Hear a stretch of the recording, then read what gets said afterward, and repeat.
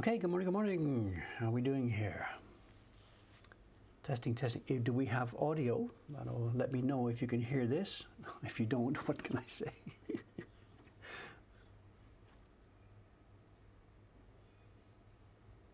Somebody says sound is nice. Okay, we're there, we're up and running. Stage one.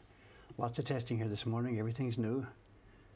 New computer, a new edition of the software. The two main views, it's the same cameras, so the video feed coming from the cameras is the same. The camera you see here is different. This is the built-in camera, which is a much higher quality. So this, you see me more beautifully.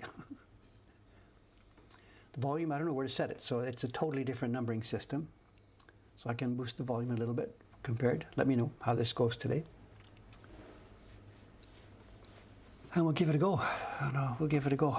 Very, very frustrating weekend, but whatever. We knew this is the way it was going to go. Don't complain, Dave. Okay, what to do this morning? What to do?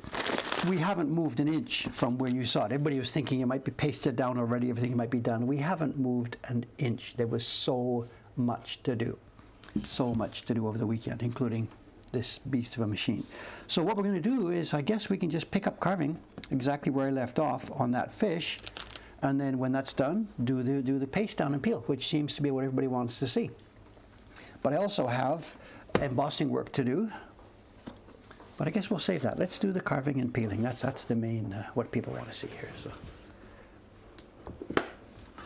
So put that aside. I didn't in any way get any breakfast, so whatever.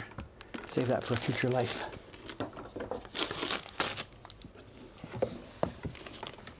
Let's just carve.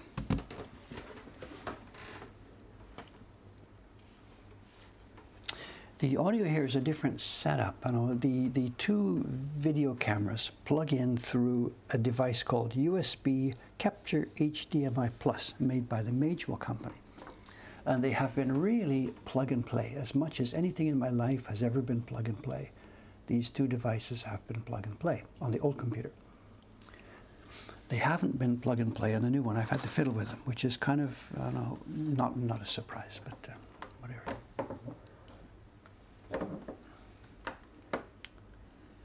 They plug and they don't come up. And then you unplug plug, you unplug plug, you unplug plug, turn off the camera, turn the camera back on, unplug plug, and then finally the thing comes up. So I don't know what it is, but something in there, it has to be kicked into action.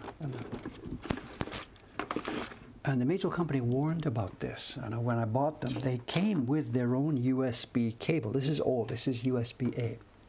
They came with their own USB cable and they said, don't use third-party cables. So I didn't, and they worked fine. But now, because the new computer is USB-C and those cables are USB-A, there's an adapter in. And that maybe, they said don't use third-party cables. And maybe that's what's happening. Let's see. Okay, let's find our location. Where's that fish?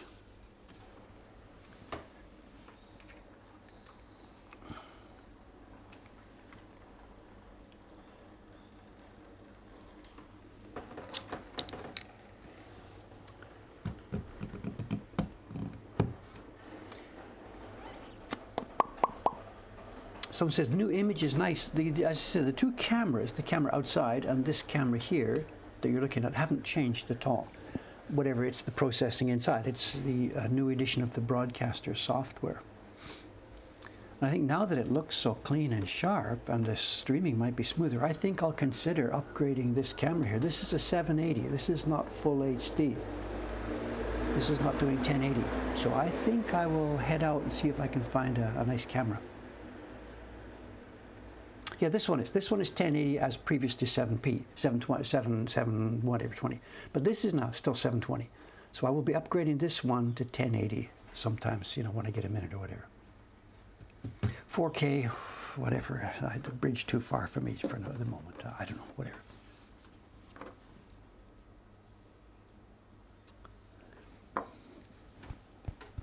We're still stuck here, but whatever. I can't believe it. The paper is out, 2 packs. The paper is out. And Suga-san is doing the 12th print in the Woodblock Pilgrimage series, the Bamboo Grove. She'll be finishing it today, I think. And Dei-chan is doing a double print pair in the Mystique of the Japanese print. She's doing Urashima Taro. And I don't think she'll be finished today, but she's getting close there. She's coming along.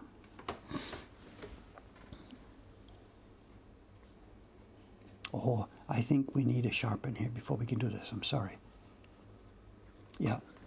Sorry, another sidetrack. We got to sharpen first. There's no way. It's no. It's just not quite. That's the last little tiny detail of this print, and we need to sharpen.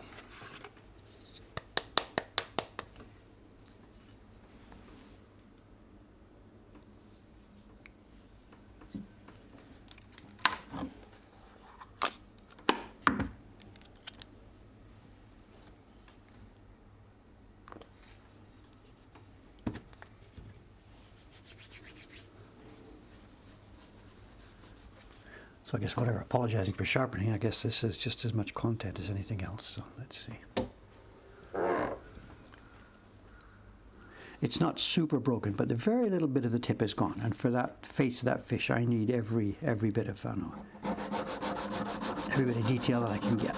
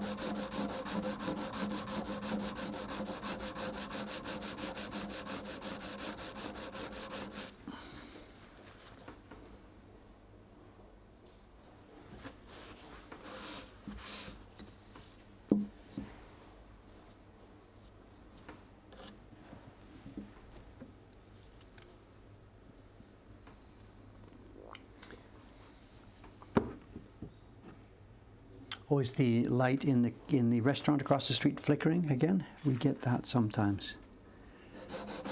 Sometimes it does and sometimes it doesn't. And I think it's maybe whichever way I plug in my camera, there's a phase on the electricity, and it could be that if I put the plug in the wall one way, it flickers, and the other way it doesn't flicker. I don't know how that quite works, but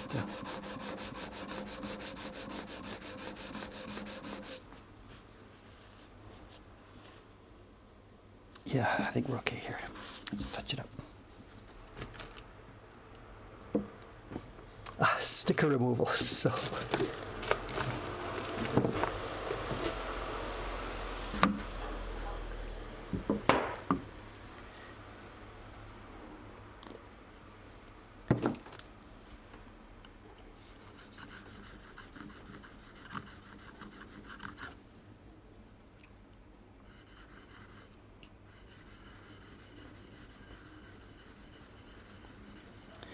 I was reading the chat from last time's stream. It must have been the Saturday stream, whatever. I was reading the chat, and I noticed at one point a name popped in that I had never seen before, and the name popped in was Lee Valley Tools. I guess it must be somebody from that company in Canada. And I think I looked at the chat, that the person came in and said hello, and they didn't say anything else. And I can guess perhaps why. Just after they came in was when I did a quick bit of sharpening on Saturday, I think. And Lee Valley Tools, they are experts, and I mean experts, like global experts on sharpening stuff. They've published materials of like super microscopic close-up and analysis of different stones and analysis of steel and you name it. I mean, those guys know sharpening like nobody knows sharpening. And I had no, so somebody from there dropped in, saw me doing my, okay, I'm out of here. I imagine, I don't know. And they never posted anything again. So if you're here today, whoever you are from Lee Valley Tools, say hi. So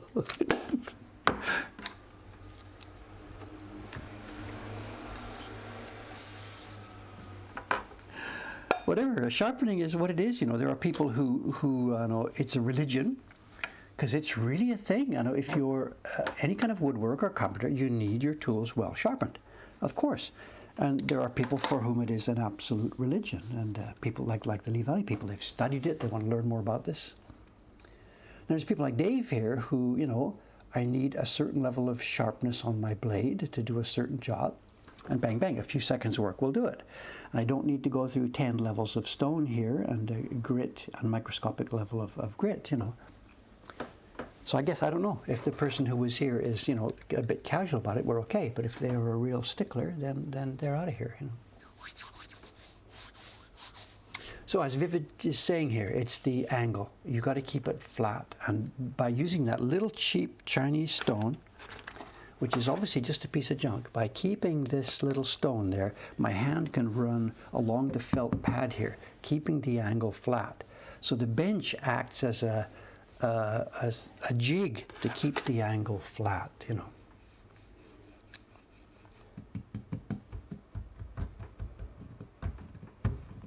Well, one reason I don't take too long here, remember there's another factor, is because the surface area here is so small. This blade is so tiny that literally, I mean, what did I do? I took 20 strokes or something. That's taken off enough metal to do this. If you've got a big wide plane blade, you know, 5 inches wide or something, and you're taking it down, taking a chip out, you're going to be on your stone for half an hour. So it's not a question of quality or doing it quick and carelessly. One point is I'm removing such an incredibly small amount of metal. It can be done so quickly. So it's not time taken equals quality here. You know.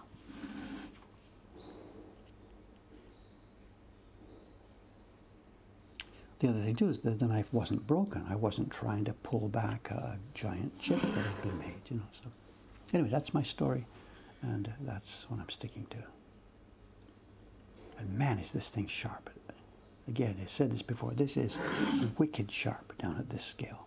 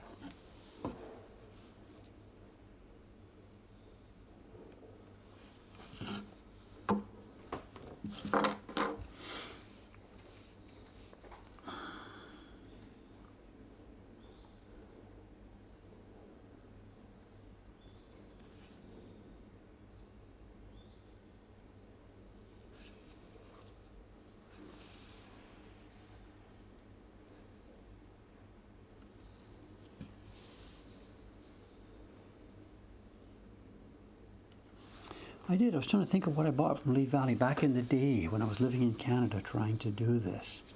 I did buy from them. I bought a set of cabinet scrapers.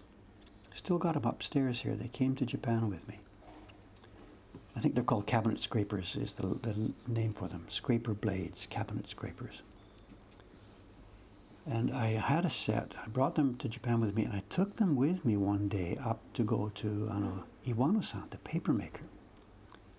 I was trying to sell him on the idea of using them in his work, but he listened and everything else, and okay, Dave, yeah. And then when I went back up there the next time, X years later, whatever, no sign,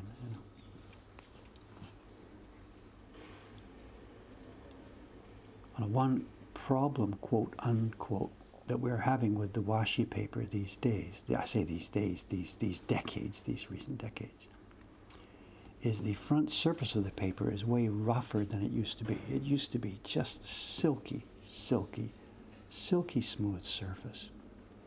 And it depends on how the maker dries the paper. Some makers up here are using metal plates. They've got a big sort of steam unit.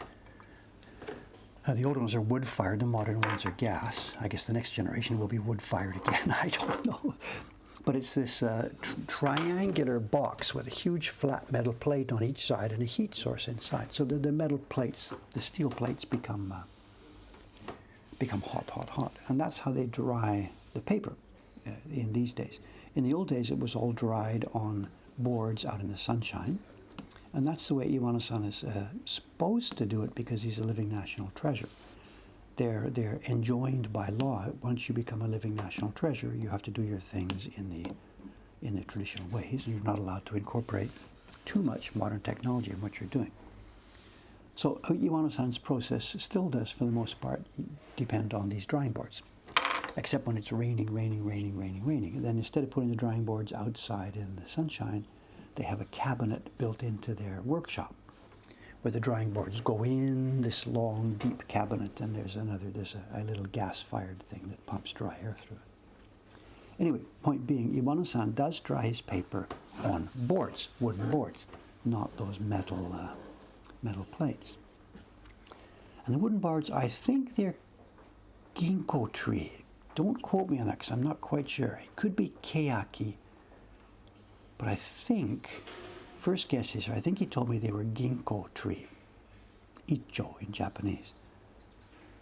And they are wide boards. They've got to be wide enough to take the biggest kind of paper that you make, and then long enough to take, 3 or 4 pieces of this paper on them. And the problem is they are made of wood, which you order them from your wood supplier. They are stunningly expensive, huge, wide, flat planks. First day you use them, they're super flat. You put your wet paper on them, put them out in the sun, and then bring them back in and peel off your now dry paper. And you know what's happened to the wood. The wood has absorbed some of the moisture, and then it's been in the sun, and the surface of the wood starts to, buckle and crinkle and do this and do that. And you use the board again, and use it again, and after X times, the surface of this board is no longer smooth and flat to make a nice sheet of paper. So at that point, you call in the guy who sold them to you. He brings his planes, and smooths them down again. And you see where the story is going, of course. Smoothing them down means you're shortening their lifespan. And there's only X number of times you can do that before they become too thin to use. And they are super expensive. So, long story short, the paper we're getting these days, and have been getting for many years, has a rough front surface, because the surface of those boards is now rough. And, genius Dave here, seeing this and hearing about this from Jun-san, Iwano-san's son, said, I think I can maybe help this a little bit. And when I went up there one day, I took with me my cabinet scrapers, which he had not known about. And Dave's idea was that rather than sending him out to the planer, who is going to really peel off a whole bunch of wood there, thinning it, why don't we just do this? Take a cabinet scraper to it and just, smooth off that last final little bit of roughness. You're not peeling away massive shavings of wood. And I showed him, I took him up there, And he's like, neat, oh yeah, cool, neat, I showed him where to get them. There's places in Japan you can buy them. And basically how to use it. But nothing has happened,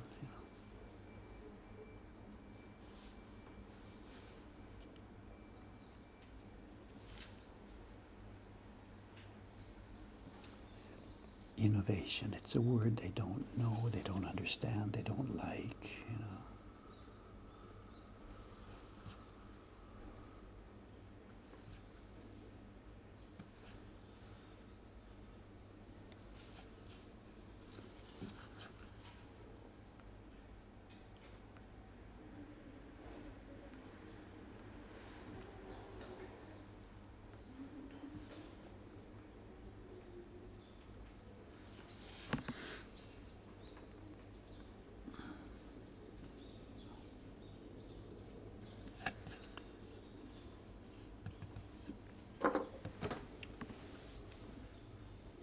We can see it, hey, look at this. Look on my screen, this is looking really good. I don't know if it's looking at you.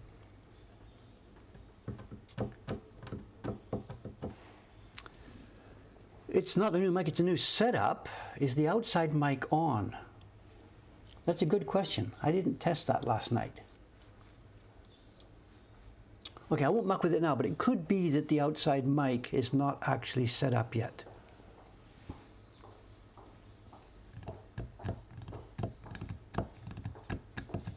It could be. Did you hear her footsteps? Okay, that's on my list of things. I'll read the chat, I'll see that. It could be that in all the settings I forgot to actually initiate the outside mic now that I see it. Sorry about that. We'll do that for next time. Lots of questions here. I'm sorry. I know lots and lots and lots of questions. I know. I'm not seeing it all. Excuse me. My ears, no, it's still plugged totally. The Miyakudori, somebody's saying, so, me too, lady, me too, person. Am I wrong to think the Miyakudori print looks too rounded? I myself do not like what they've done there at all. But that is not my print. I'm not the publisher. And I am not in any way telling them, if you want to put that print in my shop, you've got to do it my way. We don't do it that way. This is their taste, their carving, their lines, their colors, nothing to do with me. It is an interesting, attractive, well-made print. And that's enough to make me say, hey, let's do this. Let's get this in the shop here. But is it my style or my taste? No, not at all. Absolutely not at all, you know. But no, you know, nor should it be. It's okay. I don't want to, and I'll put my thumb on the scale here. It's none of my business what other people make for woodblock prints, you know. It's interesting and it's well done, and that's enough for my buttons, you know. It is interesting to see they've done the same thing that I did when I first tried long ago a print with kimedashi, the idea of pushing the paper from the back to make the bumpiness. I did the same thing. I overdid it. You know, how much bling is too much bling? I don't know.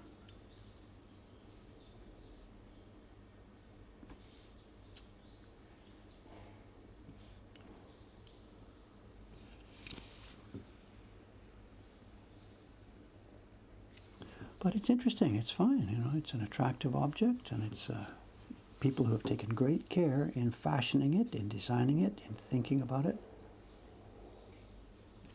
And I'm not in any way going to speak, you know, badly. I'm happy that people out there are publishing and producing and creating new woodblock prints. You know, that's such a cool thing to see happening.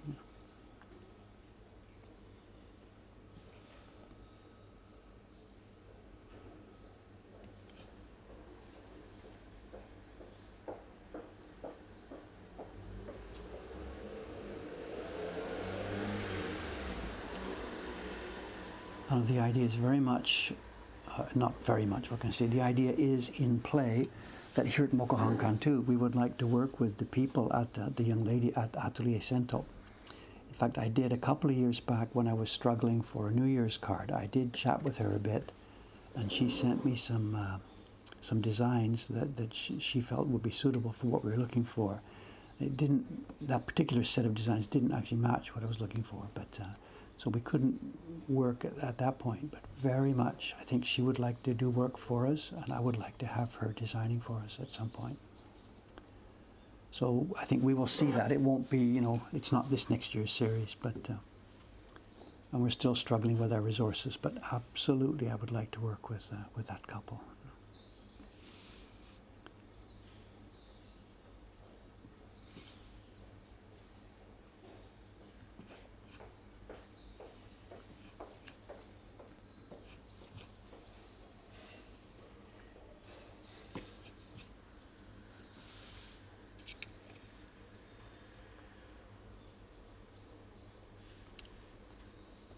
They're not only good at what they do, they are really, really, really nice people.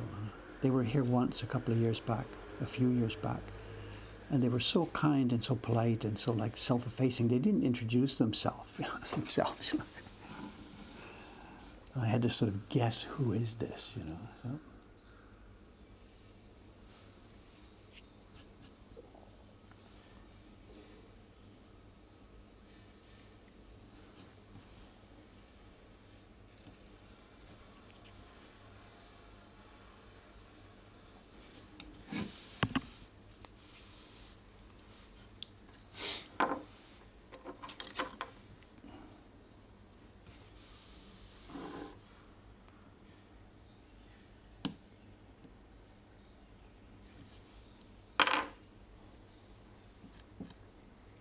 I'm not sure about some of the details up here on the top of this fish head, so I'm going to cut them all. I'm cutting what I see here, these whiskers and stuff. I'll cut the eyes now.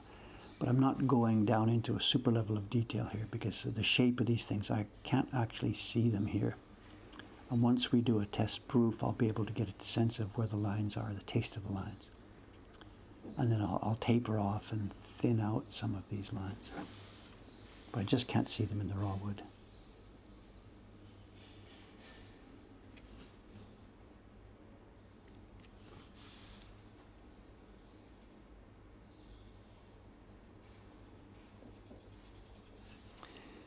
Today was my first day of the second week at the pool, and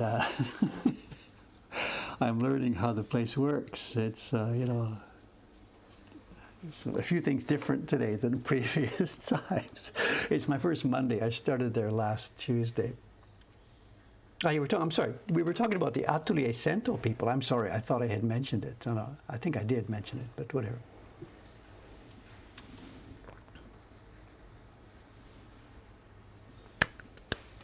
Sorry about that. Excuse me. So. Someone's asking about the technique there. There is an interesting thing. I haven't seen this laser thing working. The lines on that print that you see, the blocks are all, the line work is laser engraved. Then the cleared areas, the wider areas, they scoop it out with a chisel manually. And I was talking to Kashiwagi-san, the publisher. He brought me the print here, and we looked at it together. And I was looking at one bit of, on one line, I saw some fuzziness. And I said, is that from your laser? It can't make a smooth. He said, no. That's the fuzziness from the ink of her pen. The ink of her pen flowed out into the paper and made a little bit of a fuzzy edge on the line, and the laser has reproduced that microscopically. So on a print like that, what you're seeing as line work is what they wanted. It's not, to me, it's not Japanese type line work. It's all done with some kind of mechanical pencil. So I don't, whatever, but it's not a fault of the technique. He said the laser can reproduce microscopically what the designer gave them in line work. So the lines you're seeing there, that's what they wanted to make. So he tells me, this is the publisher, Kashiwagi-san. They're coming here again on Thursday. Kashiwagi-san and Tsuchimochi-san, his artistic director, they're going to bring some of the blocks. The printer, Kawai-san, is also coming on Thursday. We're getting together. There's an interview, a magazine. There's a magazine called Tokyo Jin, or Tokyo Bito, Tokyo Jin. I don't know how to pronounce it. And they are devoting the entire issue, the entire March issue next year, is being devoted to Shinhanga prints, with an emphasis on Shinhanga prints featuring Tokyo, because it's a magazine about Tokyo. And the whole issue is about this. And there's story A, story B, story C. And in there, Kashiwagi-san and his Miyakudori publishing house have got themselves an 8, 10, 12-page spread in this magazine. And as part of that story, the reporters and photographers are coming here on Thursday to shoot a bunch of stuff at Mokuhankan. They want me to pretend to carve, and a story about laser woodblocks, and they want me to show carving, but whatever. And that's happening Thursday afternoon, and the magazine is the March issue, so I guess it'll be published in February.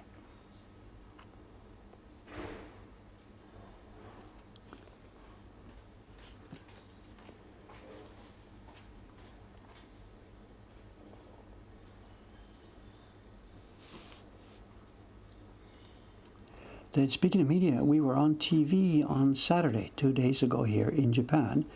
It wasn't anything to worth mentioning on the stream because it was a JCOM cable production, and like only about 100 people in the country are subscribed to that, so I don't know.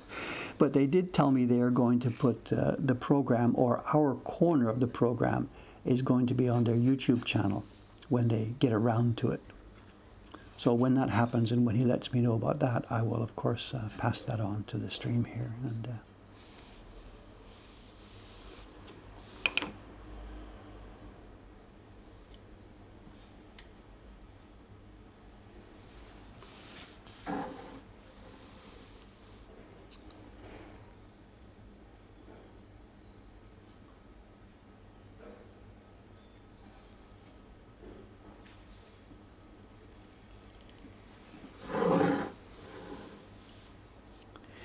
And here we are. It's funny, we've ended up doing that classical thing of doing the eyes last. I wasn't really thinking about this, but there is this idea in Japanese painting or whatever, or Japanese artwork of this, that you draw your animals, you draw your creatures, or whatever it is you're drawing. I'm speaking about the artist's point of view here, not the woodcutter. And then at the very end, he gets this thing, the animal is there, the legs, the fur, whatever it is you're doing. And then the very last step is you put the eyes in, and it jumps to life and runs off the paper and runs out the door. You know, whatever. This is the classical kind of story for these things. And here I am. I've done this with the fish. I've, without particularly planning it, I've put the eyes in last. So, come on, jump off the paper, swim off the paper.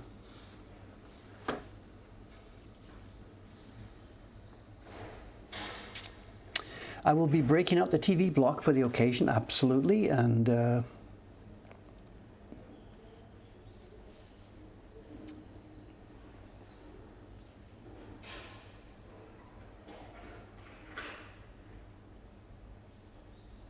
there's our fish. Okay, now, something a little bit different here. Okay, what we're going to do now, we'll put away the scope here for a minute. For those of you who know what's going on already here, these are the first, these 5 prints you see here are the January set of prints for next year's subscription series. Next year it's going to be a small match label subscription series, and we're going to do X number of prints each month. January will be 5, and as it happens, February will also be 5. It's not going to be 5 each month. March might be 4, might be 6, might be 10. We're going to mix this up depending on the complexity of each one. But we're starting 5 and 5. The first 5 are a reproduction set.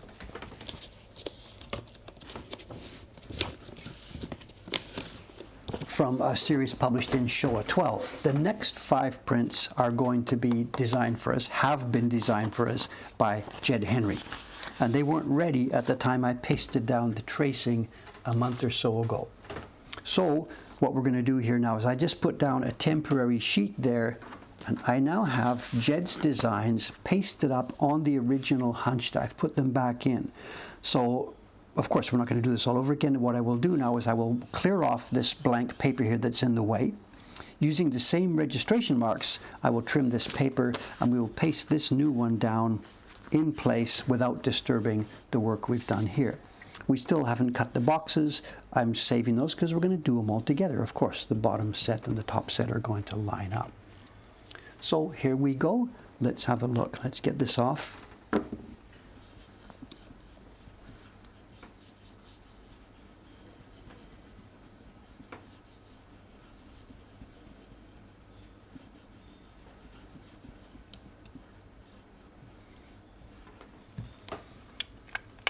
Someone's asking, when's this due? What's the answer? At least a week ago. Yes, that's exactly right. This stuff, I guess it's all overdue, but whatever. Here's what happens if you peel too much paper off. I had Jed's rough sketches, you know, just to put them in place and see what the set was going to look like. So these are the rough sketches you see me removing here. I could do this instead of peeling, you know, pour water on the back and then scrape it off. Look at that. There you go, ready for carving. Do you want me to do that next time instead of peeling? Take your life in your hands.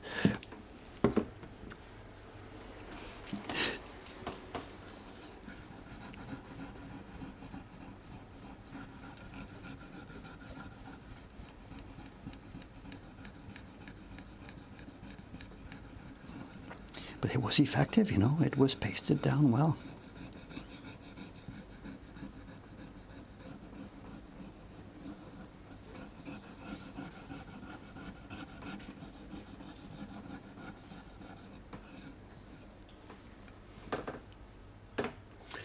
So they're still stuck, you know. The thing is, the fat lines are stuck, but a lot of the detail are not. So you can't actually do it like this in real life, you know.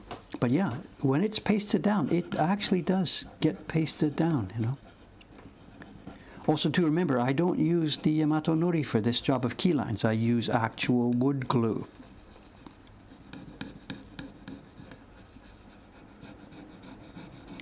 And that's really dangerous, actually. We're using wood glue here.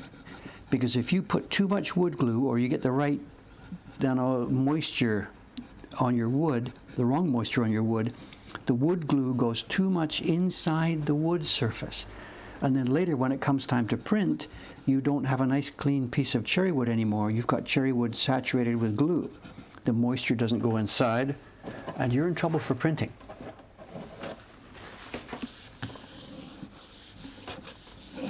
So this actually is one of those parts of this process that is super critical to get right.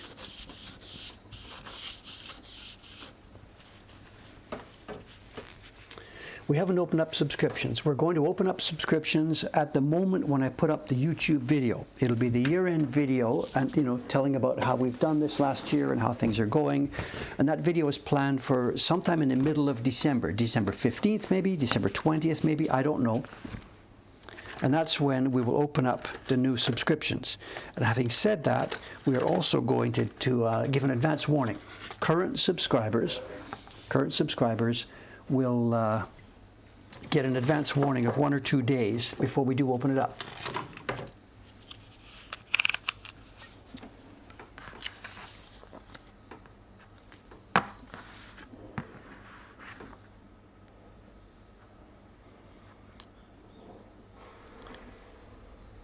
So anybody who's interested in this, come middle of December, just watch our feeds, watch our Instagram, watch our Facebook, watch everything, YouTube, around the middle of December.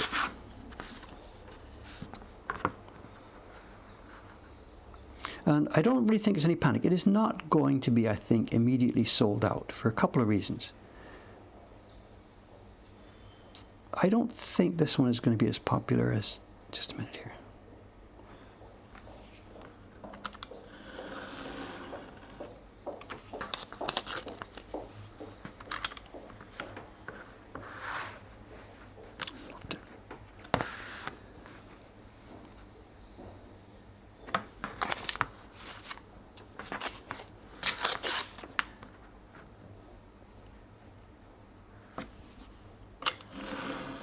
I don't think it's going to be hugely, stunningly popular, sold out in 15 minutes. I don't think that's where it's going to go.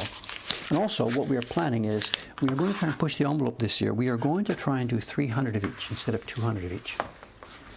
In the last few years, the last couple of series, the Japan Journey series, the Shinhanga series, we've kept it at 200 because that's all of our production capacity. But this one, because we're doubling them up, the girls can take longer on each one to print because it's 2 months in one. So we are thinking, we won't know until we've done some test printing on this first pair. We are thinking we're going to open for 300 people, but we're really not sure.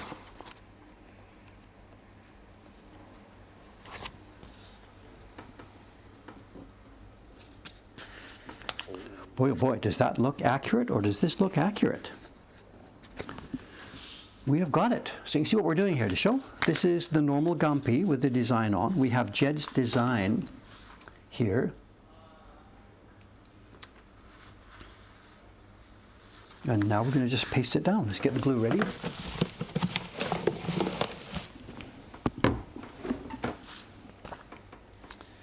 Dry run. I'll need my close-up glasses.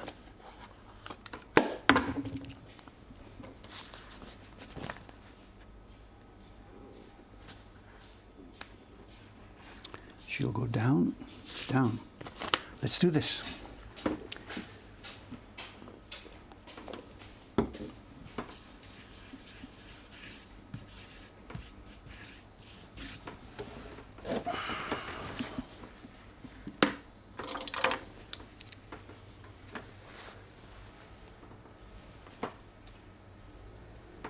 Yes, we're using, for the key block we're using, as I said, it's the white, what's it called in English? I don't know, poly something glue. I don't know the name of it in English, I can't remember anymore. It's the white wood glue. And I'm going to thin it. I'm not going to use it thick and heavy here. I'm going to thin it. And also, it's absolutely critical. You've got to moisten the wood first. Let the wood drink a little bit. If not, when you put your glue on, the glue goes straight down into the wood, and you're screwed when it comes time for printing later on.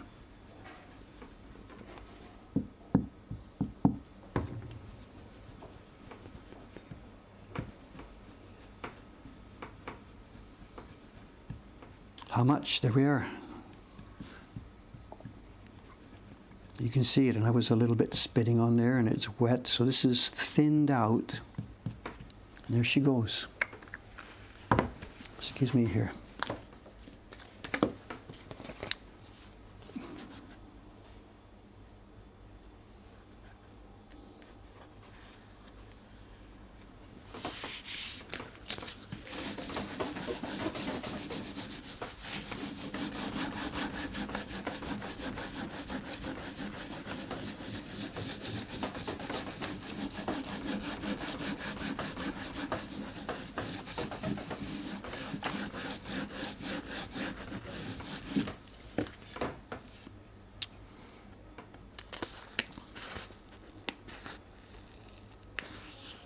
Where's the halfway line?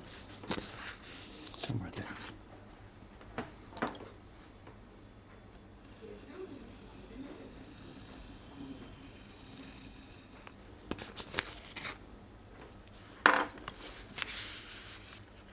Oh, there's one hunch there for these 5 prints. Never been used.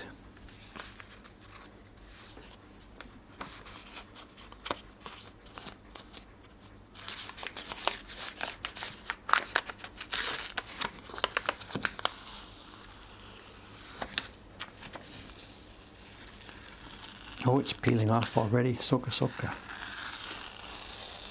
There goes our classic peel, but it doesn't matter. Here we go. I had the Gampi paper when I did the spray nori the other day to put it together. I must have sprayed the Gampi a bit too tightly. So the Gampi has actually stuck to the backing sheet, and we've already had our peel. Look at this. This area has already peeled off. So we're not going to have an Olympic 10 out of 10 peel today here.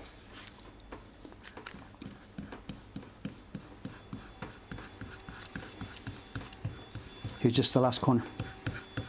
So sorry for the disappointment, but there you go.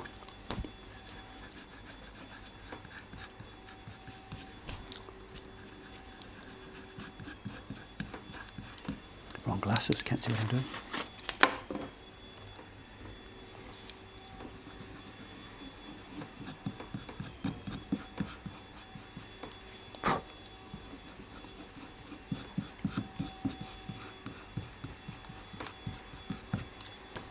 The sound you hear, I think it's the vacuum cleaner over in the hotel.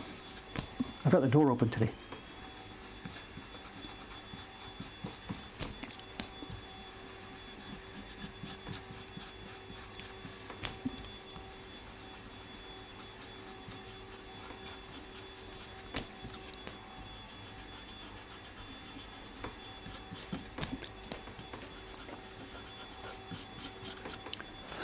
Excuse me.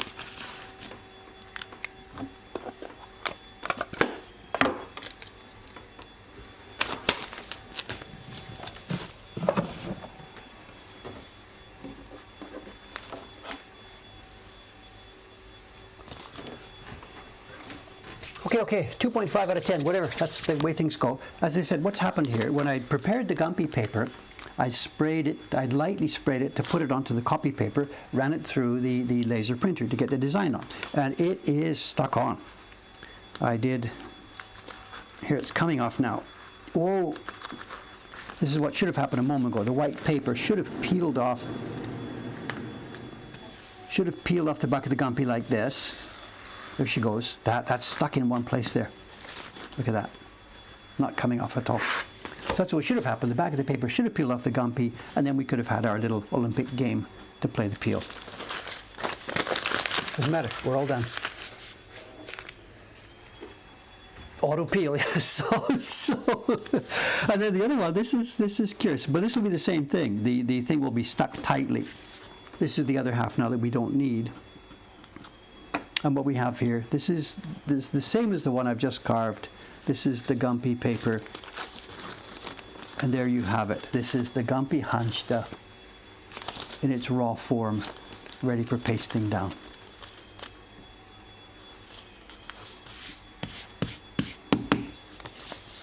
Then the designs. I don't know what you can see. Can you see the designs here? Let's have a look. I've got a printout.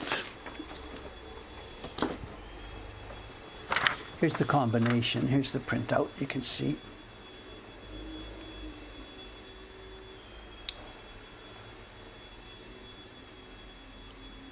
So the bottom ones, these are the ones I've already carved. These are the line work that you've just seen me carving over the past few weeks. We ended with our fish there. And Jed's are going to be, he's got characters. This is going to be a small, quiet series here. And this is just a line work, so you really can't see what's going on. He's given me a couple of characters.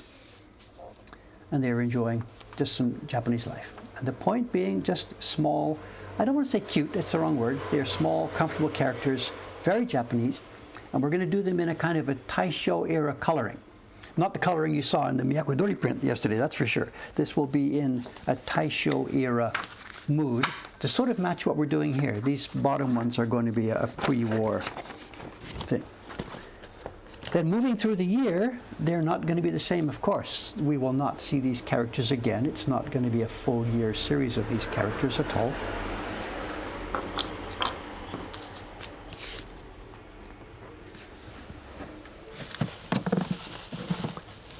It is, I believe it's a cat and a fox, and they are companions here, woodland companions.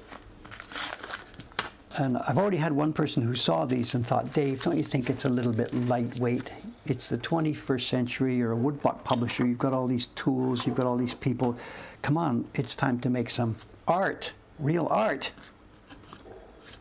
And I don't know about that idea.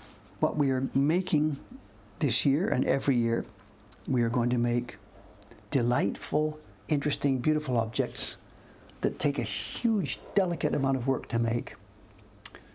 I don't care about like art, and I don't even know, are they art? What are they? I don't know, and I don't much care. And maybe I'm wasting my time and my efforts on making trivial stuff. It's quite possible. But I actually don't think so. And that was the word that the person used. Not being hostile to me at all. They just said, don't you think that's a little bit trivial? I guess we come down to that same question. There's a debate that goes around the world. What is art and what is illustration? Whatever. I'm not going to try and answer it, really. I guess I can try and answer it. So, anyway, I don't care. I am what I am, and, whatever. And I think also, too, the point that person, it was a friendly conversation, and it wasn't hostile at all. The point that person was trying to make, I think actually, we're in there too. This next little particular set of prints, the February prints, because they're little characters. Excuse me. Nobody will call them great art. But when you look at the body of our work that we've made, that Japan Journey series, the Woodblock Pilgrimage series, I think we're close enough. And what this has, lines, Jed can do this. This is brushwork. He sketched them in Photoshop, prepared it in Photoshop, blah, blah, blah in Photoshop. Then when it came time to do the real work, he enlarges the Photoshop thing that he's got, puts it on his light table, puts Gampi paper, thin paper on top, gets his brush out and brushes it. And look at the difference. Look at the difference. And this is what I sort of personally, when I saw the Miyakudori print the other day, personally, this is what I would like to see. But again, that's not my publication. My hand doesn't get pressed on that one. But when I look at this, if I think that print those guys made the other day, if it had looked like this, but no.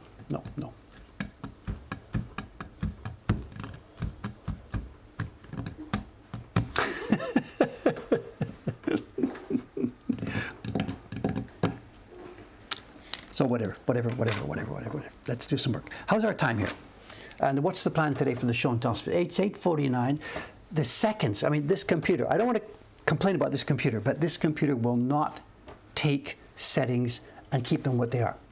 I set up the clock in the middle, month, and a Monday, November 22nd, 8:50, and it's supposed to show seconds, and I've turned it on seconds, come back the next day, the seconds are not there. Go back to the settings, turn on seconds, come back 3 hours later, the seconds are not there. And dozens, I have a list of dozens of them. This new OS will not keep settings. Open the mail program, get it all set up. You want the from and the subject. You draw the list box, so it's from and subject and then size, all showing in the list box. Go to another mailbox, come back to the inbox, and now it's reduced it so that you can't see the subject anymore. Okay, draw it out, set it, go to another mailbox, come back to this mailbox, and it hasn't kept the setting. And I'm getting this day after day, everything.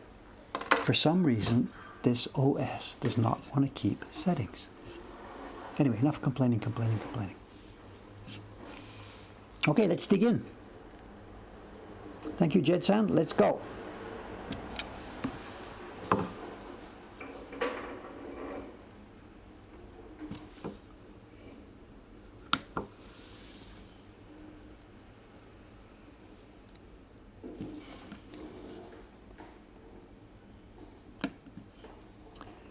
The computer itself, I guess the hardware underneath is some spectacular hardware. It's supposed to be super fast and everything else. Yeah. I mean, I'm not doing 8K video editing, so that's not going to really make much difference to me. What I want is a functional tool, and at the moment, this thing is really not behaving well at all. So it's a frustrating weekend for me trying to set this thing up.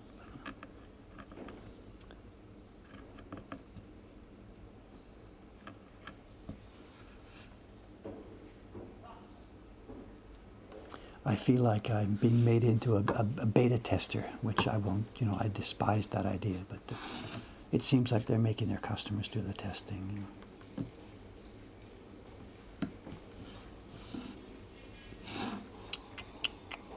This is going to be fun, these lines. This is going to be really nice.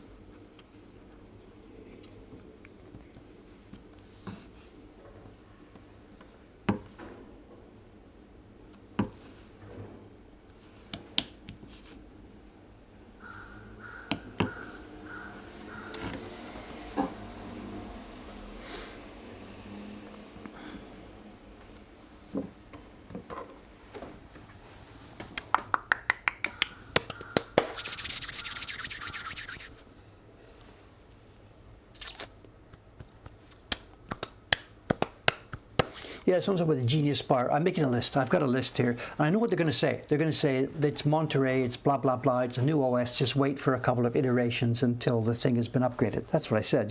They're using their users as beta testers. So there's no point going to them yet. I'm sure many people are complaining about the same things. So the customer is now the QA agent. Exactly. So it's funny, I can say this, I'm criticizing those guys, but if Cameron was listening here, he'd say, okay, Dave, now you know how it feels, because we build our own software in-house. And of course, we have no testers here. The testers are the users. So Cameron is the main tester for our software. So Cameron, if he's watching this, he is just laughing and laughing and laughing and laughing.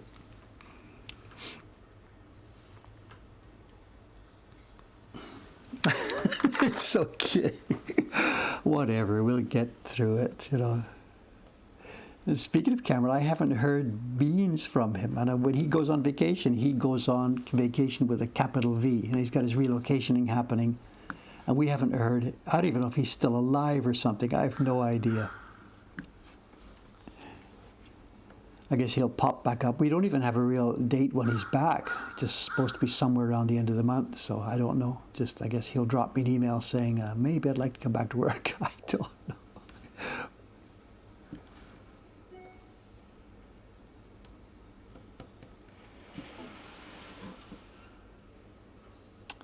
Again, cutting a little bit too deeply here. Again, I fall into that same bad habit. These lines do not need to be this deep here. Absolutely they don't.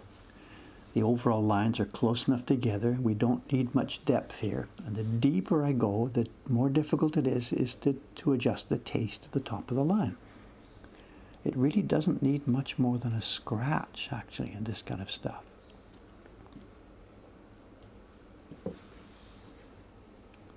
And part of the problem there is using this scope. I get a false sense of how big these things actually are in real life. I'm looking at it, I guess, in about double size. I'm not sure. We've talked about this before. So what I think I'm doing actually is not the real size, you know.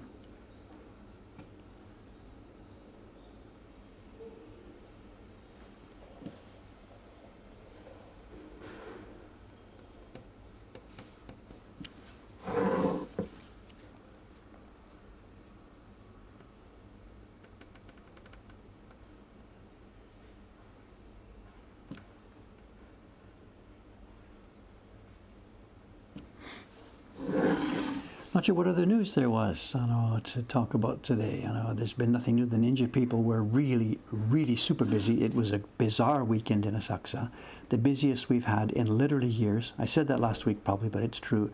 It was a holiday yesterday. The holiday being not a national holiday, it was a local holiday. It's called the Tori no Ichi. Well, literally the chicken market is a translation, but it's just whatever. Tori, as in one of the zodiac days. They had different market days in the old calendar based on the zodiac and stuff. And this is it's a bit of a local one. There's a local shrine that runs it. It's been going on for hundreds of years. And it's on I forget what the calendar is. It's the first and third and fifth Tuesday, no, first and third and fifth Sunday in November. And so some years there are 3 of them, first and third and fifth Sunday in November. And some of the years, most years, there's only 2 of them. This year, there's been 2, and yesterday was the day. This is the second time. It's been done twice this month, and yesterday was the second. And the streets were jammed with people. And the key point about this festival, you may have seen it. People have those little rakes.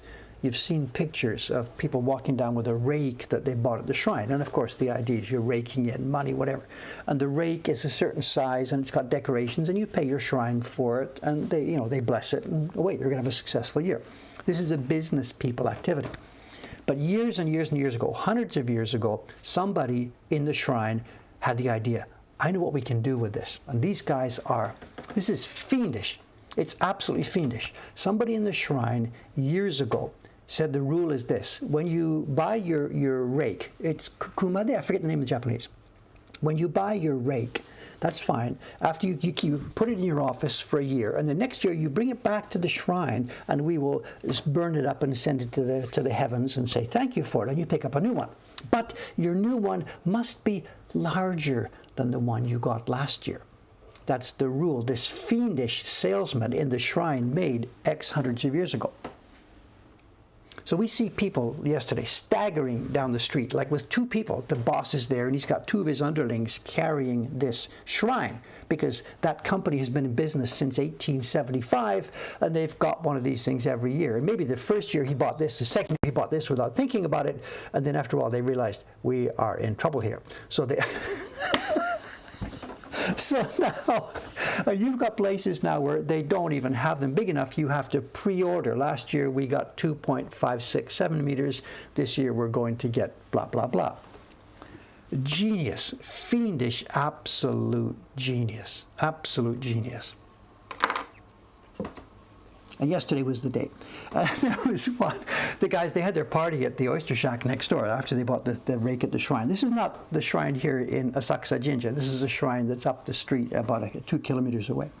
But people come to Asakusa for their parties after doing it. And there was a party in the oyster shack next door. And they couldn't get the rake into the restaurants. It had to stand outside against the wall. And you had all kinds of people. They put their rake outside. It's got its name on it, blah, blah, blah. They went inside to have their party. And I watched for a while. And there's all kinds of people walking down the street who saw this and thought, here's my chance. And they posed with it. Took their pictures. Excuse me, may I borrow your good luck for the year, Yeah, sure, go ahead. Anyway, that was last night, and Asakusa was cooking. It was just cooking, cooking, cooking. And in the middle of it, the ninja thing across the way is going great guns, chasing their guy down the street. There was a new twist on it yesterday. I saw one group. They had a bunch of little boys, and I think they've been told off or something about the swords outside. I still don't know about the police action on this, but it seems that they're not allowed to wave the swords around too much outside. So the culminating scene now where the little boys defeat the bad guy, the script has been morphing. Yesterday, that was a great one yesterday. They had one where the bad guy was there, and then the teacher with three or four little boys. They were like 4, 5, 6 years old. They were outside, and they've got their little swords, and the teacher says, "Sheath your swords." The boys sheath the swords. The bad guy comes closer. He says, "We're going to do it, we're going to do it with our magic hand signals." The bad guy comes closer, and the three boys with the teacher, they're like, he says, "Ready, now, ready. Do what I told you." And they make their little hand signals. Ready, say, ready, go! And the bad guy says, "Nothing to me." And he comes closer. And the boys said, "Teacher, do it again. Cha-cha-cha-cha-cha." And that's it. They make their hand signals. The bad guy now, he actually gets stung by these magic signals. And then the new twist is the three boys are ready to catch him. And the bad guy, he looks at the three boys and he points over their head. "Look, over there." And the three boys, of course, little kids, they instantly turn and look behind him, and he starts running down the street away from them. And they've got this. And the mom says, "He's escaping." And the kids run after him. I tell you, if for a kid that's 5, 6 years old, this is an absolutely fantastic event. Just fantastic, I guess the thing is, when you're 8 years old or something, you have, play. When I was 8, it was cowboys and Indians. And you know it's fake, but it doesn't matter because it's just so real to you, And these kids yell and scream and go and catch the bad guy, and then they tie him up and bring him back. And this is happening X times a day. We're now just used to this. We hear screaming and yelling outside. We don't even blink anymore. It's like crying wolf. If there ever is a robbery or something happens outside, we won't even notice. They'll be yelling and screaming, and we'll just be like, "Okay, whatever, keep carving, Dave."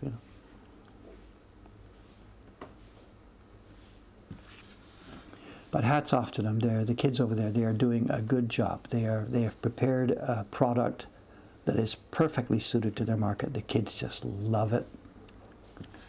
Whether they can make a business model out of it, I don't know. That's another story. But they are giving their customers exactly what they want,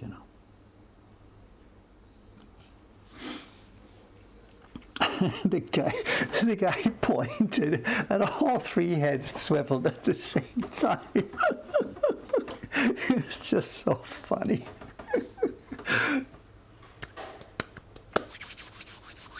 So they had the time of their lives, Time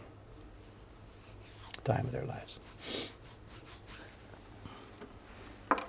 Oh, and today I've got to get a table ready. Soka. Today at 10 o'clock, I'm supposed to get a table ready outside. Today they're going to start the stamp rally. It starts today, and I promised them I'd put a table outside. So I guess they'll be here soon, 9:30.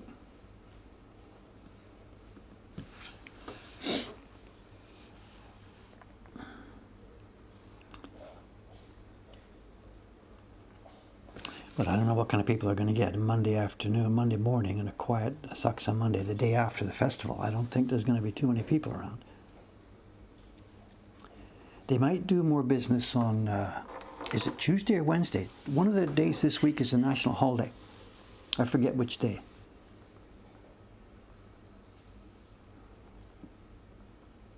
Is it tomorrow? Tuesday? I don't really know. I'm sorry. There's a holiday here.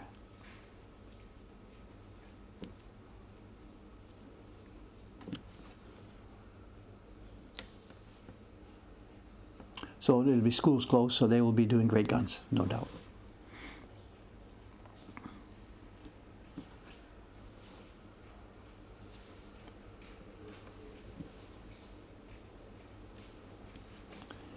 It's good. It's good to see these guys come on the street, and it livens up the street. Entertainment, everybody having fun,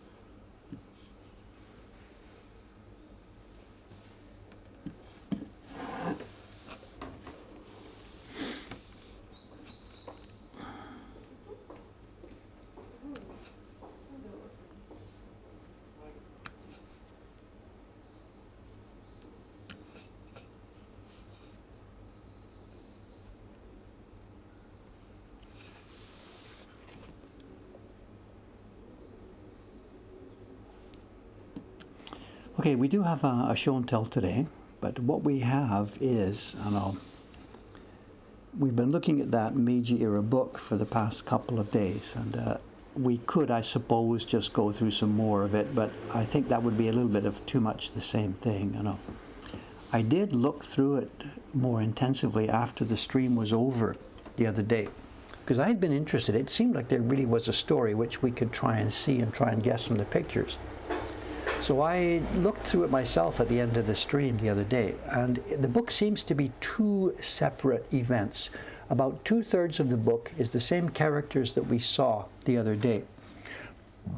The twins, or whatever they are, and the certain bad guy, and the certain woman, and a certain kid, and a certain priest. There's a cast of characters that comes back.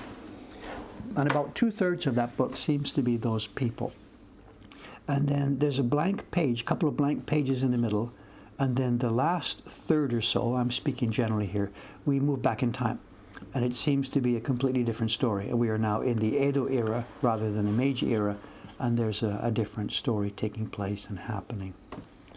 As I said, I don't think, we're not going to go back to that today. In fact, it's put upstairs now, but it would just be too much repetition for the stream. But it really absolutely is something that clearly we have to get that photographed and put online, because it's great fun looking at that thing, trying to figure out what the story is.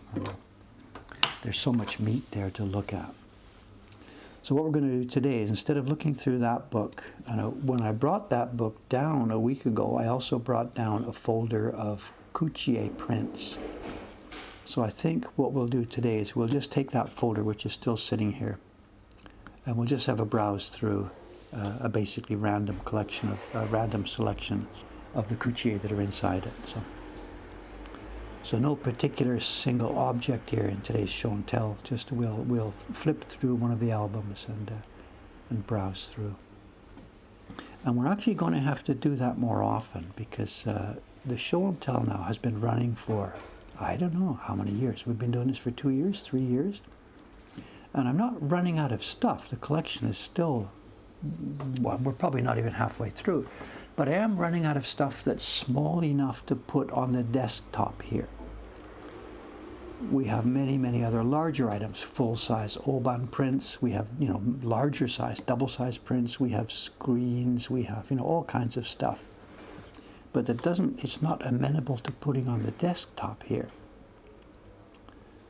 So that's sort of something I'm now playing with, that for future or for coming up show and tells, I should perhaps prepare something a bit different. Prepare maybe another camera, a stand here, and then at show and tell time we can switch cameras. I move over there and stand up, and we can look at larger objects instead of trying to fight things on the desktop here. Because we have lots and lots and lots of regular full-size prints, but they just don't fit on the desk here. So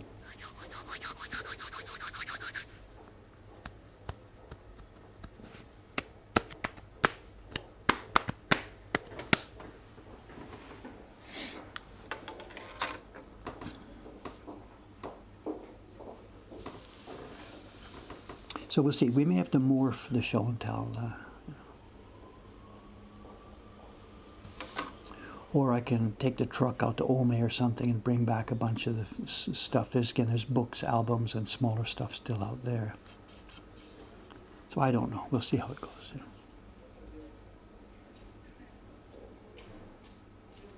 Or perhaps just start repeating some of the things. There are lots of the books and albums we've looked at that we didn't actually get through the whole thing, of course. So.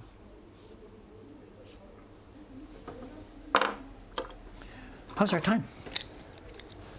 9:09. I can't see the seconds. It's gone again.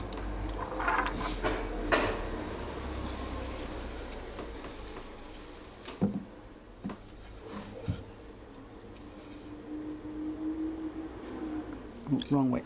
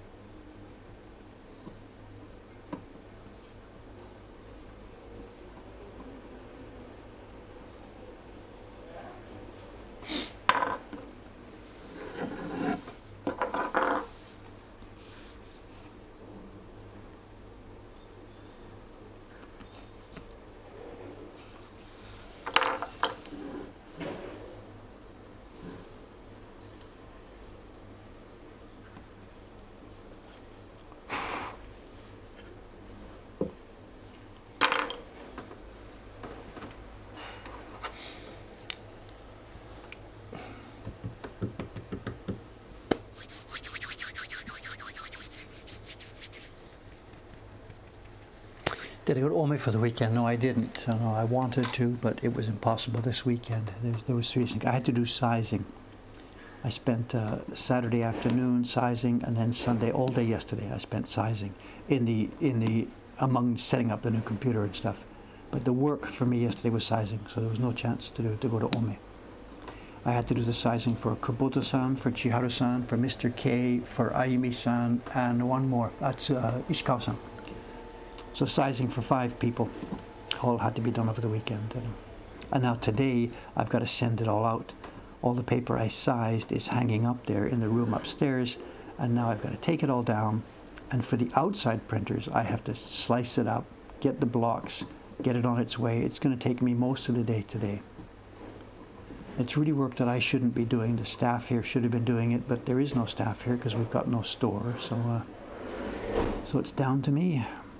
Watanabe-san will be here, but she's going to be shipping. Asakusa has become a shipping center. There was a bunch of orders over the weekend, including the Miyakudori print. It has really sold well over the weekend. You know, I did it on Instagram, not really as a sales thing, but of course, you know, people have ordered it, and those have to be shipped from here. All the guest prints that we do, the Yoshida prints, the Doi Hanga prints, stuff like this, they all ship from Asakusa, not from our Ome warehouse. From Ome, it's the shipping for the subscription prints and for our own publications. They're inventoried in Ome. But everything else ships from Asakusa, so it's going to be a busy, busy, busy shipping day here. Oh, and did I mention the Australia thing? Today, this morning, is the test of the Australia thing. I don't remember what I talked to you about it. Hong Kong to Australia is working. Japan to Hong Kong is working. We signed into the Hong Kong post office. We set up an account. We registered 5 test packages. We printed out the labels, put them on the packages, ready for putting in the counter at the Hong Kong post office.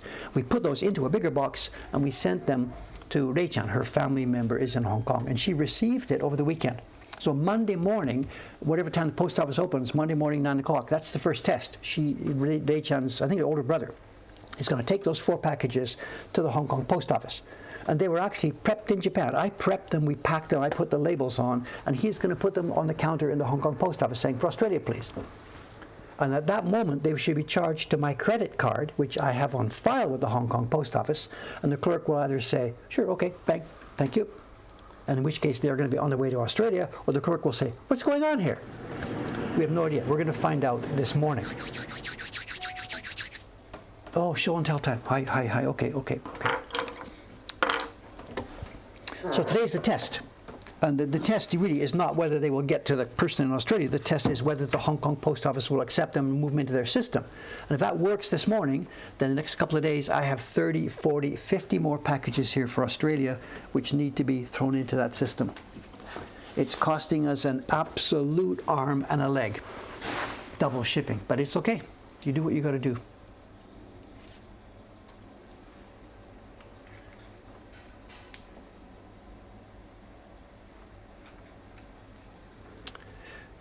New Zealand is okay. New Zealand is fine. For some reason, the Japanese post office is accepting packages for New Zealand. They are not accepting packages for Australia. I do not know why. There's no rhyme, no reason, whatever.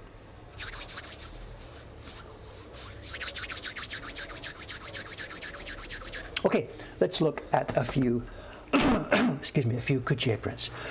There's dozens and dozens and dozens in a folder. We're not going to get through them all. Let's just flip through a few, pick them out, have a look at them, and see what we can see. So this is not going to be a completely tightly wrapped up show and tell. It's going to be more of a browse show and tell. Some of the things here you may have seen before. In fact, I know some of the things you've seen before. Some of them you won't have seen before.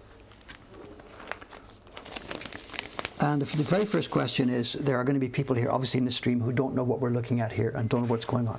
So for those of you who do know what's going on, excuse me, we're going to recap a little bit of how this works.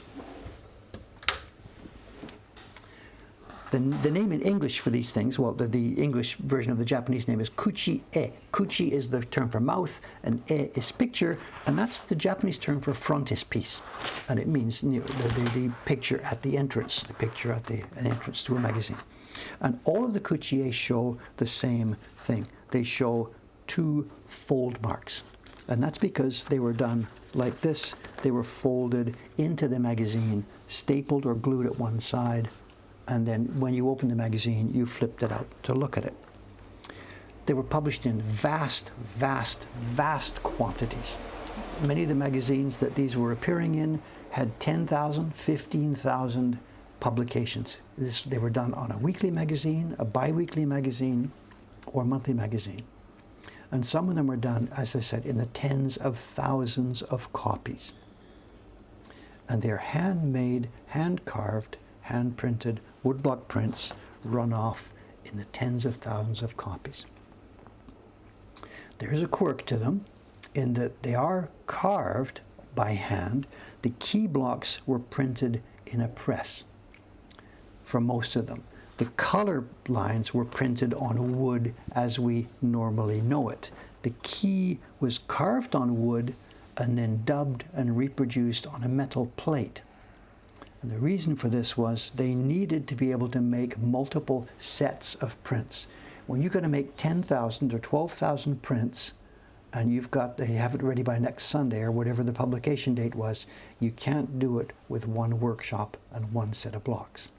So the key was first carved, then duplicated in metal, then distributed to 3 or 4. 4 is the maximum I've ever discovered. Perhaps there was more workshops who would then carve their own set of color blocks, get busy printing, and they would hand in maybe 3, 4, 5,000 copies. And this is happening from 4 workshops at the same time. So nearly all the Coochi-e we see them in multiple copies. Let me get one here if I can, just a minute. I got another copy of this one.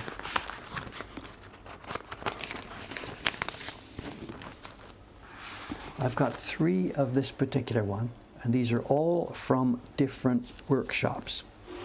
The key lines are microscopically, and I mean microscopically exact, and we've had them under the microscope. The key lines, the scratch carving, everything is exact. The color blocks differ in shape from print to print. And we've got 3 of these, and they show clearly 3 different sets of color blocks, and even they show 3 different slight tintings on all the colors. And this is the only way they could get that stuff done in the time frame available to them for the number of copies that they needed. It's an astonishing, astonishing, astonishing production method. And it puzzled me for a long time. When we see multiple versions of an old print, we see it, the Great Wave or whatever, like the lady in the British Museum copy is talking about.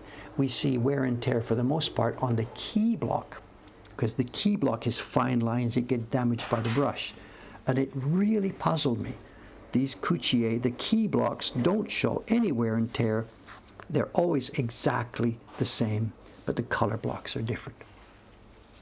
And we tested it ourselves some years ago by doing the same thing, taking a key block, reproducing it in a metal block by use of what's called electrotype, not electroplate, electrotype, and then cutting multiple color blocks.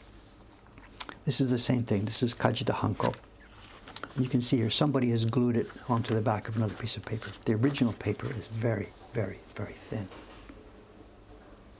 And these are the color versions of the pictures we looked at over the past few show and tells. That book we showed was all black and white, the interior illustrations of the magazine. And these are the frontispiece, which was in color to help entice people to buy the magazine, of course.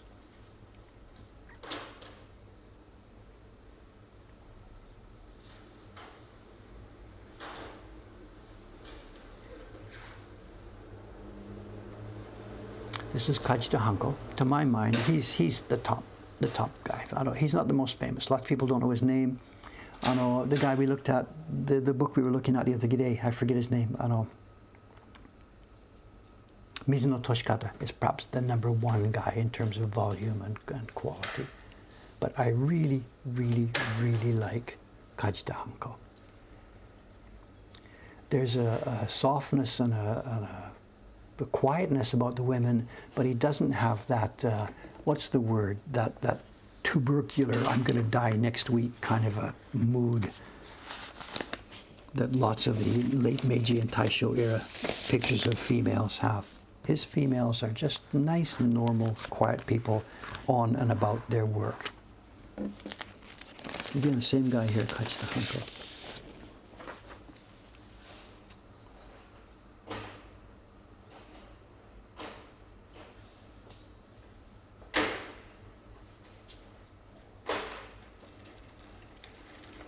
Yeah, not modeling. Yes, yes, yes. So. A bunch of the ones I'm showing you here this morning, I don't know which ones exactly. They are online in our collection. Absolutely. So you can see these yourself in very, very close up. Is this, I've got this wrong. She's not. No, she's lying down. I'm sorry. Pardon me. I'm sorry. This lady has been reading a book in summer and she's taken a nap. Sorry about that. I thought she was standing up. Come in.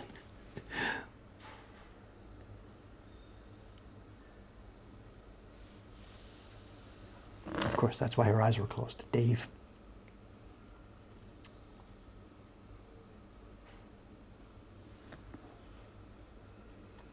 And to me, these are one of the most just whatever, beautiful, quiet genres of world art. And they're unknown to most of the world completely. Again, it's that same thing we touched on earlier this morning, the illustration and art. These are 100% illustration. They were banged out, huge quantities, dirt cheap. They were disposable. People literally would get the magazine, flip through it, and throw the magazine away. Some people did tear these out for keeping, which is why we still got some left. But for most people, the magazine was a disposable item. And it just shivers me to think of the tens and tens and tens of thousands of these woodblock prints that just went into the weekly trash.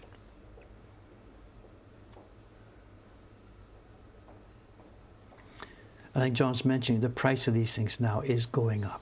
When I first came to Japan, you could get these for 1,000 yen each, 2,000 yen each. Just they were stacked, literally stacked. I regret not buying more of them. Then it went to 3,000, became a standard price for them, and now I have no idea. There's a number of books have now been written about them.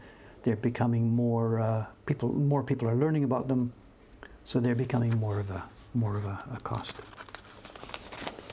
An acquaintance of mine, Asahi-san, he lives in Mishima City, in not too far from Tokyo. He has tried to make a collection of all the Coochi-e. That can be done. You could never make a collection of all the ukiyo-e that was ever made because there was no documentation. You never know what's going on. But the Coochi-e were documented. The magazines that they went into were registered with the Japanese version of the Library of Congress, and it's known what was made and what was published.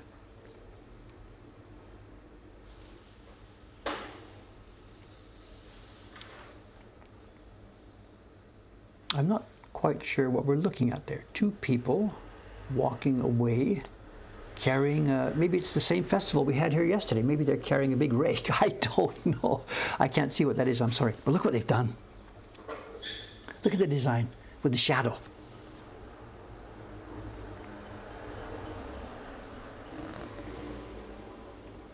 And the gradations. You can see what's going on. To make this shawl, gradation from the top, gradation from the bottom, gradation from the left, gradation from the right. 4 impressions.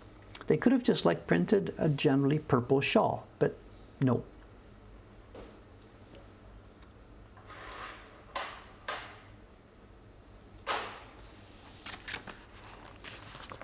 Ah, this one's famous. We ourselves, we've done our own reproduction of this one.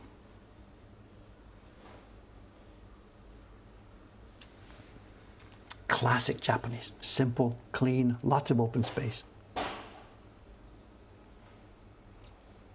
Something about this one a bit different to talk about. I know usually when you hear me talking about the white in the prints here, the white of her face is the paper. And you can see there's a gray color has been printed here. There's gray in other areas. What you're seeing there is the natural paper color. If I move the paper up a bit, that's the same color, the border. This and this are the same natural paper. This one looks a bit whiter and brighter because it's surrounded by color, but my 2 fingers here, oh, I did my sharpening. There's dirt under my finger, sorry, from the sharpening. These are the same paper color. But now the white here for the snow, this is not. This is white opaque Gofen powder applied on top of the paper. And if you had more than one copy of the print here, you'd be able to see these blobs are in exactly the same place. So this is not white pigment that has been, what's the word, flocked onto the paper. This white has been carved and printed on the paper. But sometimes when you see snow, it will be random shapes, which means that it was applied on top of the paper afterwards.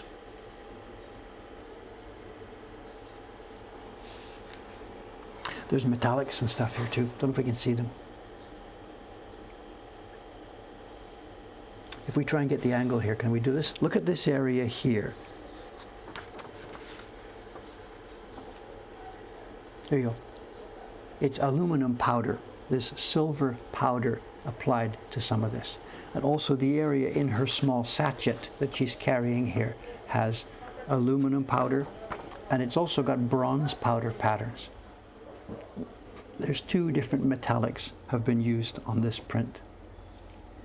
So when it was new, it would have been a bit more blingy.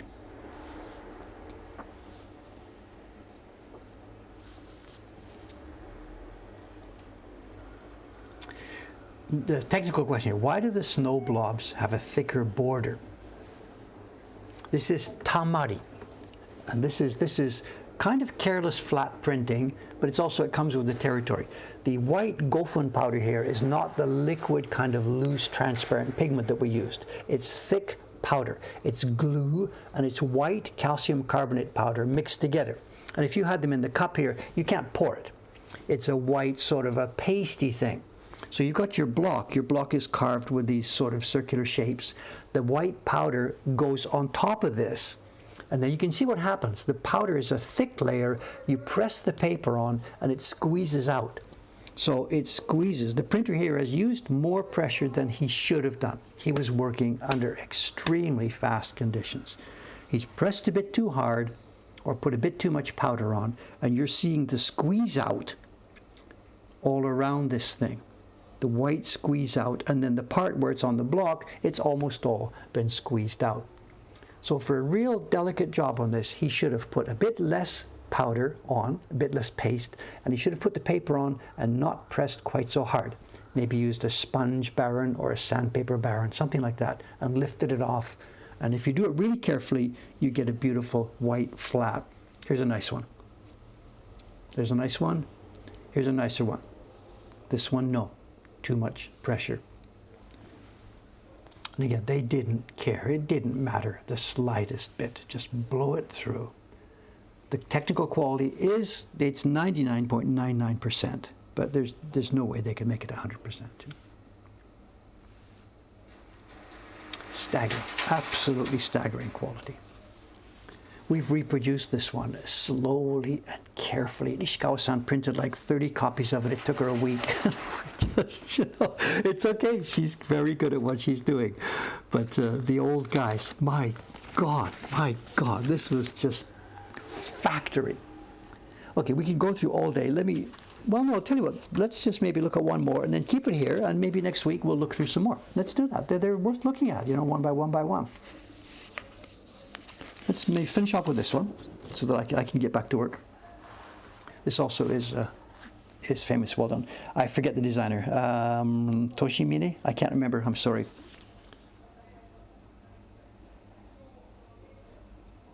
Maybe Toshimine. I don't remember. I'm sorry.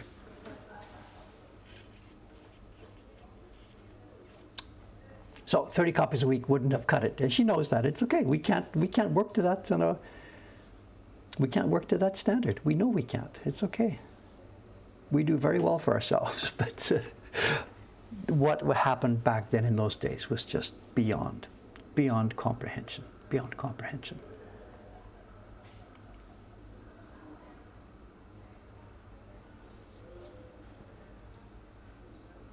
A gradation,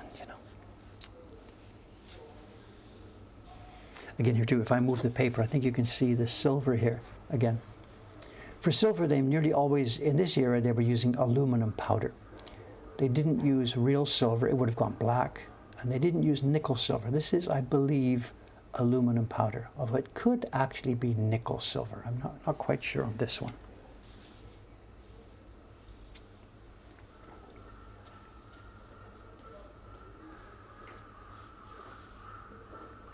And every stroke, beautiful, beautiful brushwork. Just no matter how small, no matter how detailed, no matter how inconsequential, every single stroke, the start and finish, has the brush taste to it. Every single stroke. They're gloriously, gloriously fun to carve. Look at it, just this.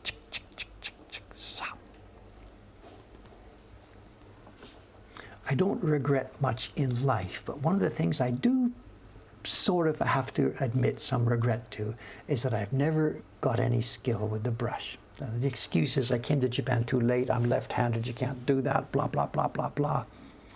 But whatever, it's like when they talk about trees, the best time to plant a forest is 20 years ago, the second best time to plant a forest is, today.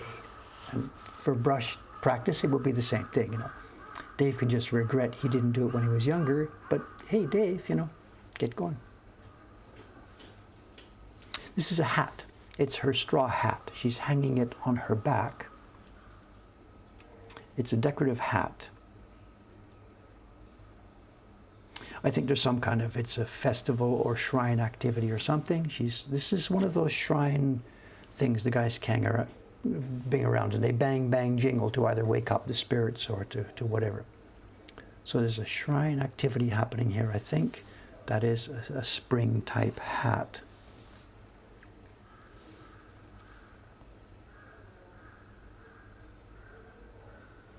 Shakujo, Buddhist, is it okay? I'm saying shrine, I'm sorry, perhaps temple related. Pardon me, I don't, lots of nuance here, I don't know.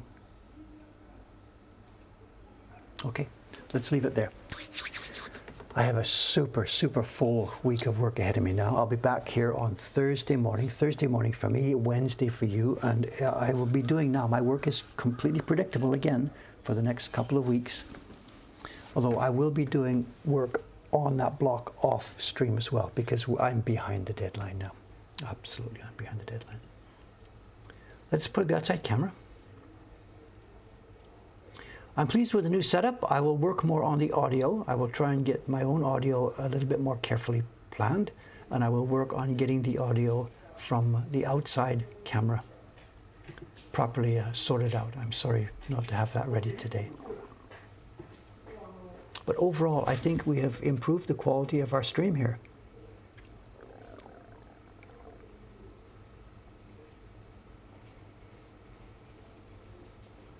Okay, looking good. Okay guys, thanks for watching again. I'm out of here. I'll read the chat as I have my lunch. I'll see what happened today. Signing off. Bye for now. Thank you again.